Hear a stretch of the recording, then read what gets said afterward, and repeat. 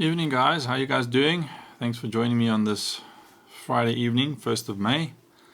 I wonder who went out this morning and ran in the street. Yeah, anyway. It's just me by myself tonight. I've been speaking a couple of times about some workflow stuff and some illustrations or recommendations around different workflows and having a plan, knowing what you're doing. Quite a few of my guests have come on and enforced that that mindset and that ethic that you've got to have in terms of knowing what you're doing, planning, getting ready for that. But then at the end of the day, it also comes down to delivering. I spoke briefly about some of my workflows in broadcast the other day and some front of house stuff. So I'm hoping in the future, in the not too distant future, to have some practical ones where I'm actually on consoles where I can show you a little bit more creative physical workflows, but that's going to have to wait for now, seeing that I don't have one here in my garage. But thanks for joining me. For those who don't know, my name is Cristo. I keep forgetting to introduce myself. This is our 13th show, I think. So thank you for everybody that's been watching and that's been joining us. We've got a couple of repeats coming up for next week, just to mention that to you. And when I say repeats, I'm talking about, well, not repeats. Second installment of the loudness chat we had with Tina Smith is going to be on Tuesday. Hopefully, I just need to confirm that with him. And then we're also going to have the second installment with Simon next week on monitoring. And he's also going to get a lot more into detail in terms of the actual practical and the hands-on on the desk. So if you saw the ad for tonight, you'll notice that I said I'm going to be talking about a couple of uses of, or my use of VCAs, matrices, groups, and just all the different busing options and control options on a console and how I actually use them. So, because I often get asked, people want to see the layout, they want to see how you control things. I mean, I've spoken about being able to be responsive and not just reactive. So the way that I run my layout on a console be implying what I have in front of me on the layer. Obviously with digital consoles, you've got to be very specific on what you have in front of you at any specific or any given time. On the high-end consoles, it's very easy to set your layouts. Quite a few consoles now can have layouts follow your snapshots, which is great. That's really sort of improved the speed at what my workflow can operate at. Going from one song to the next or one act to the next, or even within a song, if there's a guitar solo coming, time code can trigger something, and we'll talk about LTC and clocking in another session all by itself, because I think that warrants that. But talking about VCAs, grouping and matrices, I'm even going to throw a little bit of auxiliary and post-auxiliary stuff in just to illustrate some points. VCAs, and that's an easy one. If you're in the audio industry, you know what a VCA is: a voltage control amplification or voltage control amplifier, which is not a subgroup. And please don't smack me if you know all this stuff. I'm just voicing it. Subgroups are and have been around for a very long time. There are smaller consoles that don't have subgroups. There's smaller consoles that don't have VCAs. There are consoles that can have those where you can emulate those functions with different buses, but the idea is these days almost every console, whether it be whichever manufacturer, has got some sort of facility where you can control multiple things. So VCAs is one of the easiest ways to just control, and I think that's the big thing to realize is VCA is not an audio path. I've seen guys, and and it's not by their own doing, but if you think about consoles like the M7 when it first came out with DCAs, which is just it's digitally controlled amplifiers, not a voltage, because it's all digital, so they coined the phrase DCA. And then you've got 24 mixers and you've got your left-right mono bus, no groups. So a lot of people say there's no groups on M7, you can't do grouping on M7. Well, there's no button that says grouping as an assign button. So what happens is guys start using VCAs as what they would groups, because one of the big sales points in the 2004-05 when the M7 hit the country by storm and hit the world by storm was the fact that it was all faders available. It's still the only console that ever did that. Every channel had a fader on the surface in front of you, single screen in the middle, and plug and play. You could unplug your analog console, plug in your digital console, and off you went. So a lot of guys that did that took out, 24, 48 channel analog consoles, which were a couple years old. So and they had groups on those, and then they ended up using the DCAs in what you would use a group in terms of grouping instruments. So you'd have DCA 1 would be drums, 2 would be bass, 3 would be guitars, 4 would be keyboards, 5 is your background vocals, 6 is your main vocals, 7 is your reverbs, effects, and 8 is your MC and your DJ.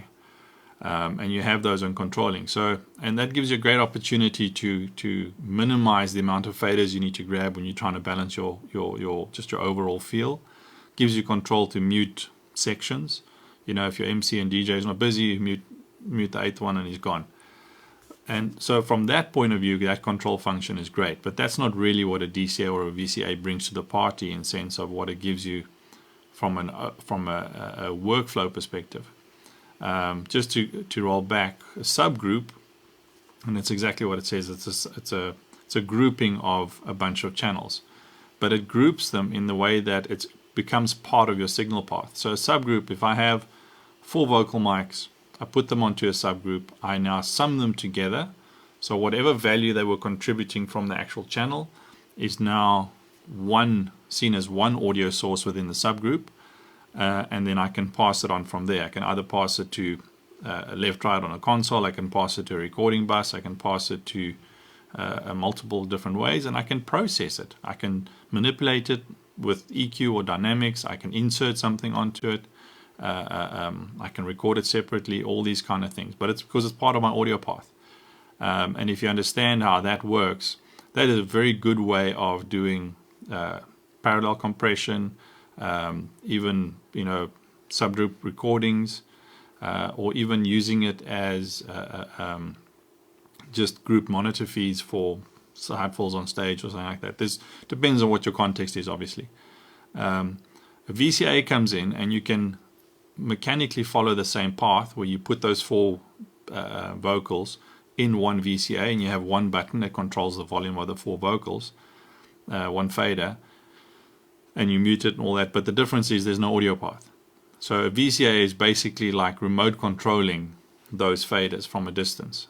So it's a sidechain type option where I have a fader which is only looking at changing the voltage contribution of that channel to whatever its current audio path is.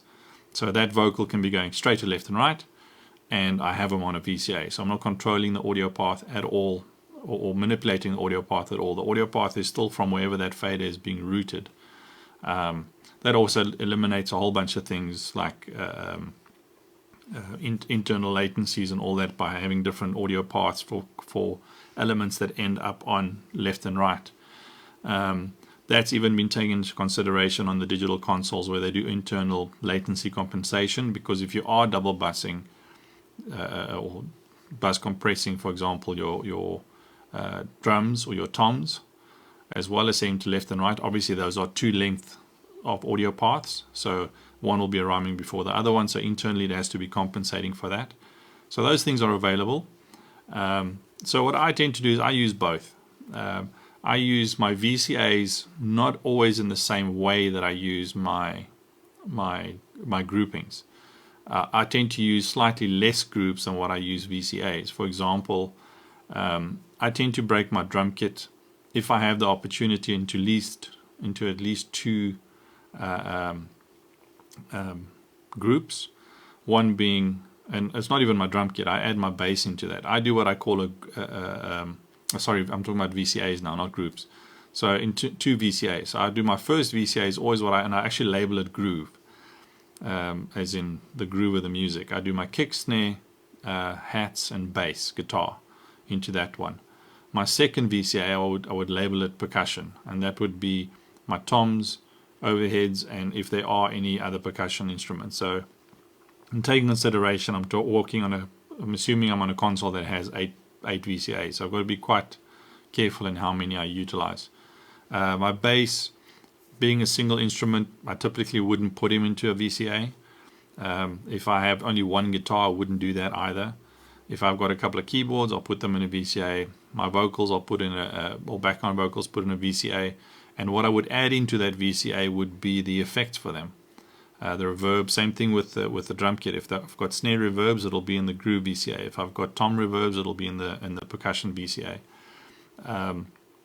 And then generally around about VCA 5 or 6, I would label it band, and that would be then all band related channels. And maybe and right before that I would have had backing vocals. So now I've got backing vocals and band on two faders. And then here you already see that I've got, for example, my kick drum in VCA 1 and 5. I've got my toms in VCA 2 and 5. I've got my bass guitar nothing but 5. I've got my guitars in nothing but 5, and I've got my keyboards in 4 and 5, or 3 and 5. So I've got them in multiple VCAs. Now, because I'm never changing my audio path, because I'm working with VCAs, I can have as many control options as possible. There are some of the higher end consoles where you can actually group VCAs into a VCA, and by grouping I mean assigning for control. So I know Marius likes working like that. So instead of assigning the kick to VCA 1 and 5, you would assign it to 1, but then you would assign VCA 1 to VCA 5.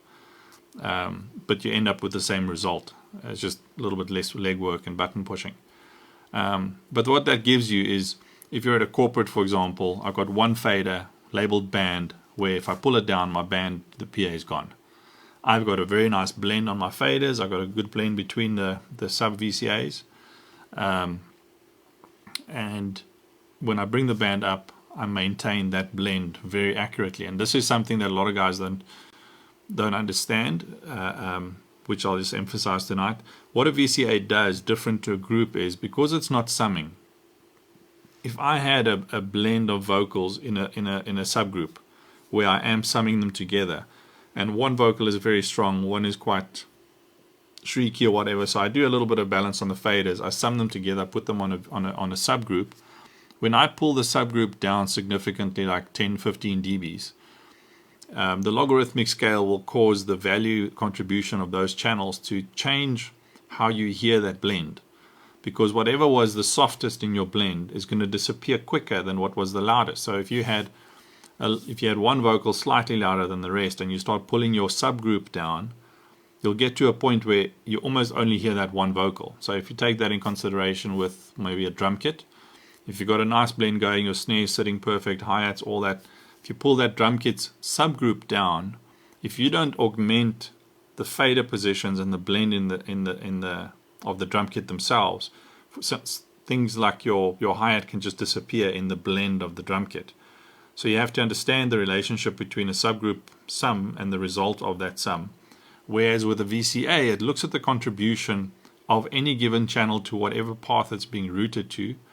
And if I pull a VCA down, it maintains the relationship of all the elements within its ratio.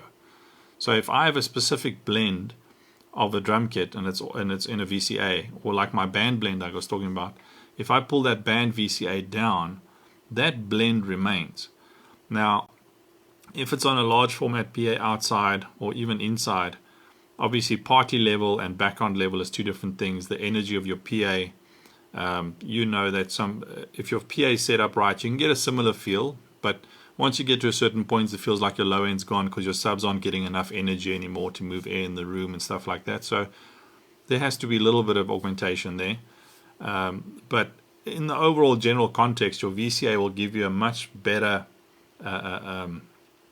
continuity of blend within your mix. So I tend to then use my VCA in that format.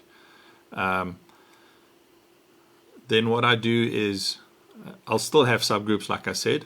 If I want to do, for example, if I do broadcast work and all that, I tend to do a lot of pocket control, if that makes sense, where if I was doing a live broadcast mix, there's a lot of unpredictability that can come from the stage. So if I've got a big band, plus vocals, plus all these kind of things, I can't rely on my final master output and set that to a way where there's no negative effect.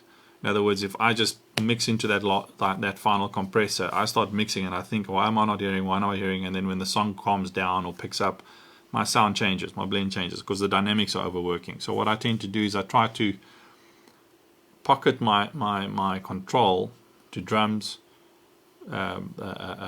guitars, the keys, the backing vocals, all that, and I do some sort of mini stage mastering along the chain with where I start controlling the dynamic range of my drum kit, start controlling the dynamic range of my background vocals and all those kind of things, so that when I get to my final section, my final compressor is helping me, but it's not reacting to a spike that's coming through from a snare or something, because that's being caught further down the chain. So it's much easier to set a very nice bus compression on the final stage to try and, you must also remember, we're trying to work to loudness, we're trying to work to R128, where depending on what we're delivering to, we have to maintain a certain delivery standard. If we're doing broadcast, neg 23 with very small parameters to work with, where we've got short-term, momentary, integrated, all the things we've got to keep in mind. So it's very important to have that kind of control. And I do that with groups. So what I do as well is, once I've got my group structure set up, they might often be on a layer on the console which I never interact with. I'll set up 8 groups. I might have done drums, percussion stuff separately on VCAs, but I might just have one stereo group for drum kit with the entire kit in, and then I'll have another subgroup maybe just for the toms in, where I can manipulate them slightly, so forth and so forth, depending on what I'm working on. And then the faders will be on 0. They're sitting somewhere, and all I'm using that subgroup for is pure insert dynamic control. I'm never mixing on it. I'm mixing on the VCAs, which allows me to utilize my VCAs, and I'm not having to be too reactive when the band starts getting boisterous or anything like that, because I know that compression on the subgroup is helping me. And then I get more control. If I'm doing live PA and I've got a decent PA in front of me, I hardly ever do that group compression, because I've got not really any dynamic range limitations. If I've got a healthy PA in front of me, which can handle what I'm throwing at it, I try and avoid compression as much as I can, unless I'm using it to create a certain type of feel. So I'm using it on a bass guitar to create some continuity, or if I'm using it on a lead vocal to just bring it out, or other than that, I'll stay away from too much dynamic control, because I want to feel it. I want to run the dynamic control on my faders, and that's when the VCAs come into play as well. I'm fortunate, I'm working on an Avid S6L. I've got 48 VCAs. So what I can do now is I can have my drum kit, and if I'm doing big productions, that could be 16, 20 microphones, depending on the player. 5 tom mics, overheads left, right with the ride mic, maybe 2 snares, both with top and bottom, 2 or 3 mics, kick in, kick out, sub kick. Your channels add up quickly. So then on the VCAs, I'll have my groove section, I'll have the toms by themselves, I'll have the overheads by themselves. So I'll end up with 3, and then a 4th one, which will be the entire kit. So I'll have 4, and you must remember I'm still going to do the band one, which means I'll have elements of my drum kit across multiple VCAs. But now when I do my final layout, I'm not going to have all of those on my final layout, because I'm limited with my footprint. So I'll end up with, maybe, depending on the gig that I'm doing, and I keep emphasizing that, because different gigs demand different levels of interaction with your mix. If I'm doing a corporate, the most important one is the one that says band, because I'm following a script. I've got podium mics, I've got MC, I've got all that. Once the band's open, I can go to that mix and I can work with the band. But what I need in front of me constantly is that band one, because band's coming on, band's coming off, MC, podium, grams, VT playbacks, whatever's coming from the AV guys. Whereas opposed to when I'm doing a live band, which is purely entertainment, I've got elements on stage which really feature. So certain songs, I'll have different elements. So I've got my lead vocals, I've got some lead instruments, kick and snare, almost always kick snare hats will be separate. And I'll just keep working like that to make sure that I'm sitting with a decent amount of information in front of me. So that's a little bit of insight. I do obviously get a lot more technical when I start doing, for example, I'm going to use something like The Voice, where from song 1 to song 2, song 3, songs 4, you could go from a full-on ballad to R&B to rock and roll to all of these kind of things. And in all of those, you have a slightly different feel in how your rhythm section sits. Your bass rhythm section, I'm still with the same band. The guys play slightly different because the song changes. But, just making the drum kit louder or softer doesn't really do what I need it to do. I might need to go to a little bit more old school drum kit, which means the bass or the kick drum needs to, be more rhythmic than thud.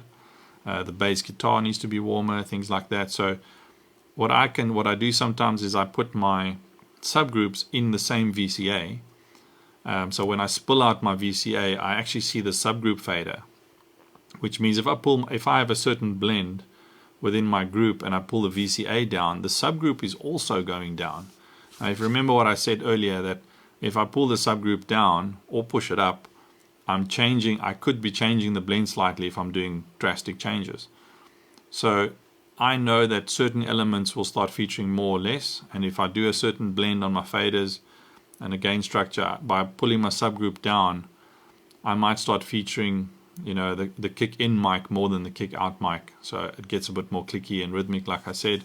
But you have to play with that and see how it works out. There's no set rule to it. It's all about your gain structure and how you've built your mix. But if you do that, you need to realize what happens when I move my VCA, what happens when I move my group. So it can get quite technical, but you can get quite enjoyable. I mean, you start having really great results just out of the way that you're controlling things. If you guys got any questions for me, please pop them into the chat. Johan will bring them up. I'll try and get to them. And then some other stuff I wanted to talk about is, like I mentioned, the M7 before, where guys go, well, it doesn't have subgroups, so I can't do that. If you understand the concept of a subgroup and what it is, it's a routing to a bus, mono or stereo, at pretty much post-fade level. So if you take any auxiliary on your console, make a post-fade, put the contribution of the auxiliary to 0, which means the pot doesn't attenuate or boost, that has no impact. Whatever the fader signal is going to go through that bus. That pretty much is a subgroup. You're not altering it anywhere. You're doing a post-fade mix, which is a subgroup, and you're summing it at the end. So on an M7, for example, if I wanted a stereo bus for parallel compression, I can take 3 and 4, go to the setup menu, make it a stereo bus, go to my drum channels, make it post-fade, set their contributions to 0, use the pan on the bus send, or utilize or link pan. Now in this case, if you're doing just toms, you might have a bit of a pan thing going on your left-right feed already. So if you want to really impact like a drum solo, I wouldn't pan them. I would unlink them from left and right, and not pan them on the bus send. Even have a mono bus, and then when you bring it up, you've got your stereo image for your kit, but your toms just sit in the middle there. So it depends on what you want to do there. But then you can go on that output of that bus and do processing and then route it, which it allows you to do on an M7, to left and right. So it depends. If the minute you can route, and on most digital mixers these days, routing your buses to left and right is pretty much a standard option. One thing that the M7 does completely different to in order to achieve this, to most other mixers and some of the other Yamahas now as well, is they were one of the first to allow you to route any channel to matrix, because they saw mix 17 through 24 as your matrices potentially, which means any channel could go there. On the S6L, for example, I've got a 24 channel mixer for every matrix. So I'm starting to talk about matrices a little bit, yeah. And basically, what is a matrix? I've had this question often. People sit with mixers, they don't know what a matrix is. A matrix, the best way to explain it, a matrix is an alternative output. Alternative to what of the context that you're in. If you're doing front of house, your main focus is left and right PA, or mono PA, depending on your configuration. But then the media pitches up. There's a VIP section. There's a backstage section. There's a front of house foyer. There's a bar area. There's all these kind of different places that you might need to contribute a feed to but you want to be able to control it. So that's where matrix comes in. So matrix can most matrices by default has left and right as an option, or it's quick to access. You feed it there, send it to a different location. That matrix has a master, and most matrices also have a delay option. Remember, it's far away from your stage. So if it is in the beer tent, you're going to have to delay that feed slightly to level it up with what's happening on stage, and then set a level, and potentially even an EQ. That might be going to a little self-powered speaker that can't handle everything you're doing. You can turn the low end down, but now you've got control over that. So it's very important to understand how that aspect of the matrix works. It's an alternative output. I, for myself, and Mario said this the other night when we were talking, that when he runs PA, he's old school. I know he's a year older than me, so I don't know how much old school he is. Where he runs his left and right feeds the PA. I do a lot of the type of work that I get involved in. My left and right often becomes a source, because if I'm doing broadcast, if I'm doing front of house, even, we tend to record everything. If I'm doing broadcast, I'm feeding multiple areas. So I don't want to do any manipulation of the signal on my left-right. In other words, I don't want to put a compressor on my left-right. I don't want to do EQing on my left-right. It's a source, which means I send everything to left and right. But then if I need to feed a recording system next to me with a mix, I feed them off matrix 1 stereo.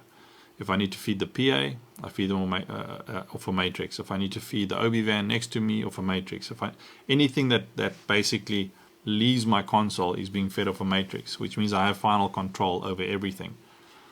And if I wanted to do some processing on any one of those, so if I do PA processing in a stadium, if I want to have a graphic, I don't really use graphic EQs at all anymore these days. I used parametric EQs. So I would have matrix 1, and I get to a point where the mix is cool, the temperature might have changed, the ambient noise has changed. So I need to there's a bit of a filter that I need on the PA. If I had a system tech there next to me, I would ask him to look at it and do it on the system. If I don't have a system tech, I would just use the PEQ on the matrix end. Now, if I was feeding my PA off my left and right, I would have to do that on left and right. But then if I'm still feeding a media box or a marquee somewhere or something, that EQ that I'm doing is affecting that send as well. So hence, I tend to matrix everything as much as I can. And it just, again, depending on the console you're on, not all consoles have the luxury. If I'm working on a small console at a small venue, I have to adapt my workflow completely.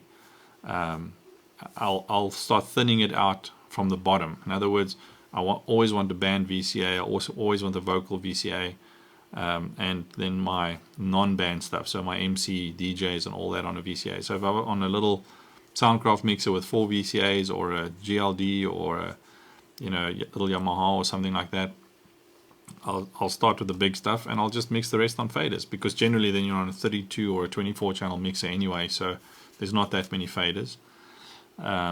So you have control. The key is just to figure out what works for you. So my structure of VCAs also tend to stay the same, although it starts expanding. When I have more complicated gigs, I tend to try and stick to the same layouts, stick to the same workflows, whether I'm working at a small gig or a big gig. That comes down to muscle memory, and if you think about it, if you've got a same layout, you're not having to page through layers to find a channel. You not have to, where did I put this, or where did I put the reverbs for this time, and all that. You're always doing the same thing all the time. Even, for example, auxiliary assignments. Auxiliary 1, I would do snare, kit, guitar reverbs, some instrument reverbs, backing vocal reverbs, and then my main reverbs. And next, if I wanted some doubling effects, I would do my backing vocals with a doubling, main reverbs with a doubling or echo. And that's the order that I would run my auxiliaries in. And if it's on a smaller console, I'd always start with the drum kit, end with the vocals.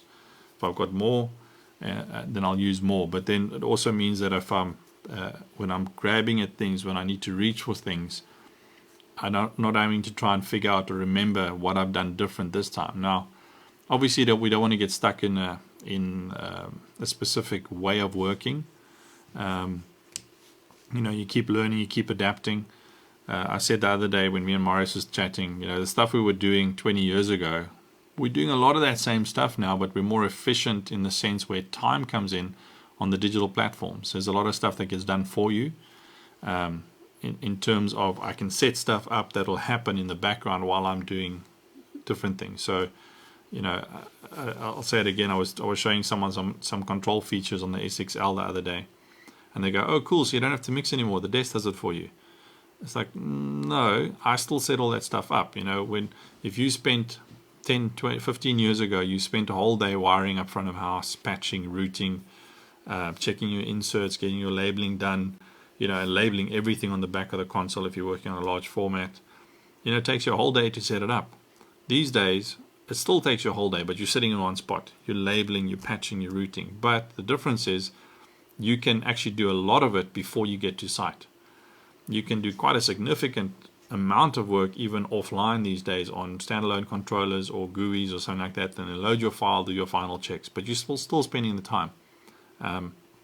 And getting everything done that you want done.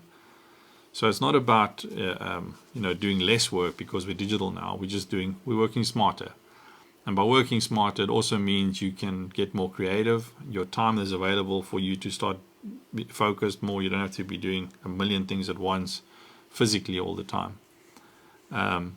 So I hope that explains VCAs, matrices, and groups, just the way I use it.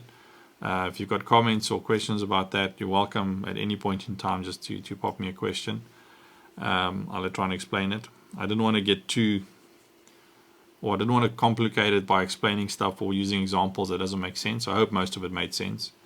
The only thing is really, if you understand how a VCA works, you understand how a group works, you understand how pre and post buses work, you understand what matrices are. Just to say with matrix, I spoke about what your left-right feed is. But almost all consoles, you have got matrix where you can do alternative sources as well. So if you think in a theater environment, you've got final calls in the foyer for people to come in. So you can have a microphone at the refreshment counter. The guy can push a button and he can talk, and he's only talking to the foyer, still coming through your console. You've got a matrix send going there. That microphone's coming back into your console and going to front of house. That also means if you've got an emergency message that needs to go everywhere, you can route it to all your matrices, go to all the different sources. You can have a backstage where there needs to be a shout mic for calling. It can still come through your console. There's a left and right feed going there so they can follow the show, but there's also a shout mic backstage going through the little speaker which can come to your desk into that same matrix and feed those people. And again, you can mix it separately. So it just becomes a very powerful tool for multiple. That's why on most consoles these days, your matrix sources are a lot. I mean, on the SXL is 24. So I tend to use a matrix mixer, for example, for my TalkBack. So I've got a 24-channel mixer for TalkBack at front of house. It's in my console. The output of that matrix is my little TalkBack speaker next to me. But the input sources are the MD mic, multiple MD mics. If there's an MD on stage, there might be an Ableton controller. There might be a mic by the drummer. There's a stage caller or stage manager, which could be a tech. There's the monitor talkback guy. There's the guy at the RF. There's a guy at the radio mic stand where the vocals are coming onto stage if it's a different spot. There's so many different people that I don't want to necessarily communicate with them constantly, so they don't have to hear me. But if I'm sitting in front of house, and I can't see any of those people. But if I can hear when someone is being called something, and during rehearsals especially, I have almost all of them on. I can hear what's going on. Once the show starts, I tend to then just switch off the ones I don't want, and I've got when the monitor guy can talk to me, and I want the RF guy to be able to talk to me, and then I'll just sit with the MD so I can hear song changes and anything like that. And then when I talk, for example, going back to the stage, you have all your techs and everybody with ears. They don't all have mics, but they can all hear what I'm saying when I'm talking. So you can do all that stuff with matrix mixers. Obviously, if you have a little mixer like an LS9 or a little SI Impact or something next to at backstage and use that as a talkback mixer for distribution, that's great for backstage, but I'm sitting in front of house. So instead of sitting an auxiliary mix on that side that someone else has to control for me, just send me all those feeds, plug them into the racks, I'll build it on a matrix, and I'm sorted. it's a really nice way of just having control. So I hope that makes sense for everybody. I just wanted to get that off my chest. We've been privileged to have some contributions from Waldemar for some giveaways. We've had quite a few episodes now. So we've got a couple of mics specifically because we've been doing streaming. So Shure has got the Motive series, and there's the MV range of microphones. There's the MV5, MV51, MV88. Johan's going to drop them into the link so you guys can see what they are. So what we're going to do is in some of the episodes that we're going to have next week, if you're watching the episode and you're commenting in the episode, so you have to be commenting, so either by saying hi or asking a question or something like that, there will be a draw from those comments, and we'll start giving away some of these microphones. And if you win, we'll contact you and we'll give you a microphone. Thank you to Waldemar. Thank you to Gary and Darren and Anton and all the guys there. I know they've been watching some of our episodes, so that's been quite nice. So we'll put a tag on this on our Facebook side as well about the competitions next week. But it's quite a nice way of just getting guys to interact with us in terms of watching and asking questions. There I can see Johan's busy dropping it in there. Some really cool kit that the guys are giving us, or giving whoever's commenting and winning next week. Yeah, so that's was going to be one of our shorter episodes. If you've just joined us now, I went through quite an extensive VCA grouping and matrix chat. So you're welcome to, just after this, go back. Join us on our YouTube channel as well. We've got all our episodes on the YouTube channel. That's also in our comment section. And then don't forget, next week we've got session 2 of Simon's talk. We've got session 2 of the Loudness talk. Watch out for those ads. And then, as always, any suggestions or comments on potential topics, any perspective is welcome. You know, it's great just talking to you guys. We've had some really good responses from everybody. Some guys direct messaging and all that, just saying thank you for the episodes. We've got guys watching from all over the place. So thank you for that. We appreciate all the support. You know, whatever I can assist with or share, or even just telling my stories, you know, I'm happy to give back, and I'm happy that people are showing some interest. So from me, thank you for tonight. Don't forget, next week, watch our episodes, comment, ask questions, stand a chance to win some good prizes. Check out what they are in the comment section. Thank you, guys. I'll see you next week.